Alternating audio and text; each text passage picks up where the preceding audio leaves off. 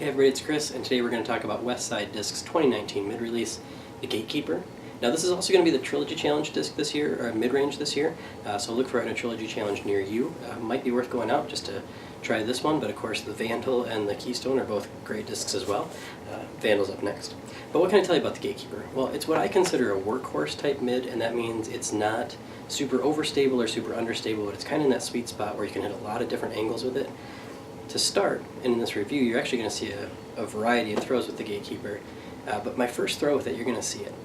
It started out flat over the top of the basket, and I thought it was just going to hold straight the entire time, but I noticed, I actually freeze it in the video, I noticed the exact spot where I was like, oh, that's going to start fading, and it just starts drifting left, sorry, left for you, drifting left, and I was stunned. I was like, okay, this is going to be a great disc, this is going to be a fun disc to review.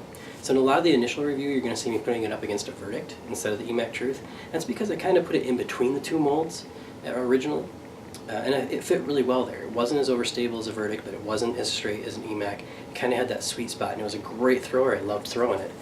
But I also had a really bad week of throwing, and I hit a ton of trees with it. So this is one of the first reviews ever where I get to review an initial run of the disc and also the broken in version. And once it starts to break in, it started flying just like my Emac Truth, my really nice Emac Truth, where I was being able to throw it and tilt it out and just have that nice late fade, or just that really straight throw with gentle fade, or I mean holds hyzers great. You're going to see all of that in this video. So the one mistake, the one regret I have in this video is that I didn't pull out a sling or a warship to compare it to, but I figure with the Emac and the Verdict comparisons, those are two pretty common discs. Most people have at least thrown them a couple times, so you'll get a feel of how this disc compares to those. So it is a little bit slower of a disc with the slightly narrower rim, but the glide is still there. I mean, I was putting it out in very similar distances to both of these discs every single time, so I don't think that's going to be a consideration. But yeah, like I said, starts out beautiful flight, breaks in, beautiful flight. It was a fun disc to review. So if you have any questions, please put them below. I'd love to get back to you. As always, I like interacting in that form. Otherwise, there's a lot of video. You get to see it against the Verdict, you get to see it against the Emac Truth, you get to see it in the course. It's a lot of fun. So, as always, thanks for watching, and enjoy the on the course video. Alright, so comparison shots. You can see a little bit taller, but not as wide of a wing as the Emac Truth. A little bit wider wing, and similar characteristics to a Buzzz if you're a former Discraft thrower or current Discraft thrower. Here's that first shot I threw, and here's the freeze. This is the spot where I realized this disc was not going to hold that straight line. It was going to fade and just drift left, and that's when I thought, hey, this is going to be a fun disc to review, just like I said before. Here's a really hard turnover. You can see I forced it over on purpose. You can see it flatten out and fight out just a little bit to the left there at the end. On a separate day, put it up on a hyzer. You can see how just beautifully this thing holds the hyzer. It's going to come right back to the pin for a nice park job. So we'll start the comparison to the Verdict now. This is an intentional turnover. You can see the Verdict. I know the Verdict's harder to see because it's blue. It's actually going to get farther right, but you're also going to see that much harder fade at the end. It's going to cut down, whereas the Gatekeeper is actually going to fade a little bit gentler. Here's a second comparison out in the field. I did get the Verdict higher, and that is going to skew the results.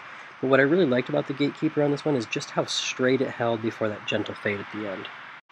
For the third comparison, this is going to be an intentional hyzer. I'm going to put them outside the right side tree, get them up on a nice line, and just let them come back to the pin. You can see the Gatekeeper keeps that little bit flatter line, so it's just going to keep drifting gently, whereas the Verdict is trying to fight down to the ground a little bit faster.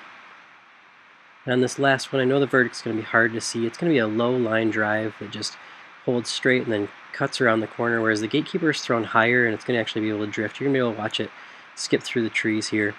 And you will get to see the putt from both of these. It's mainly to demonstrate where they were because the pin is so hard to see. You can see the Gatekeeper ends up pin high, about 15 feet left of the pin, and the Verdict's going to be just a little bit long of the pin on this one.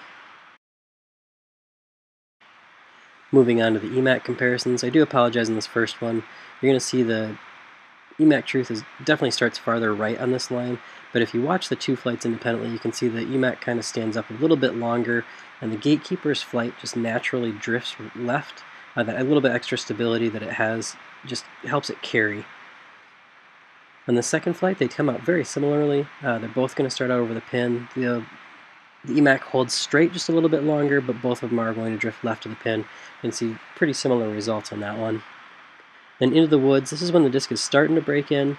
Not fully broken in yet, but definitely getting there. You can see, again, somewhat similar heights. Gatekeeper is a little bit higher. You're going to see the fade on both discs here. The extra height causes it to fade a little bit more, but very similar results on that throw. And then here's a powered down shot. This is only 233 feet, so I was not throwing this full power. But if maybe you have a slower arm, you can see this is the kind of result you're going to get. You can just loop it out to the right, let it fade back into the pocket nicely. And then take it out to the course after it's broken in. You can see I intentionally tilted it here. It goes around the corner beautifully, and then that ending stability brings it back to the pin. Again, this is another intentional force over to get around a corner. Gets through all the obstructions, fades back into the pocket toward the pin. And then one more time, a little bit of hyzer, a little bit of height. Nice straight throw with a decent fade, once more inside circle 1. To recap, the Gatekeeper will be Westside Disc's mid-range release for 2019 and also the 2019 Trilogy Challenge disc, or mid-range this year.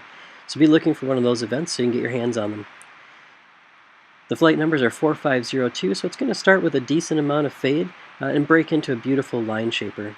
If you like this review or found it informative, please feel free to like it, share it, give it a thumbs up, or even subscribe to the page. And as always, thank you so much for watching. And be watching for the Vandal review because it's coming soon. You can see this beautiful line turned over, proceeds up the fairway, gives me an actual decent shot at birdie.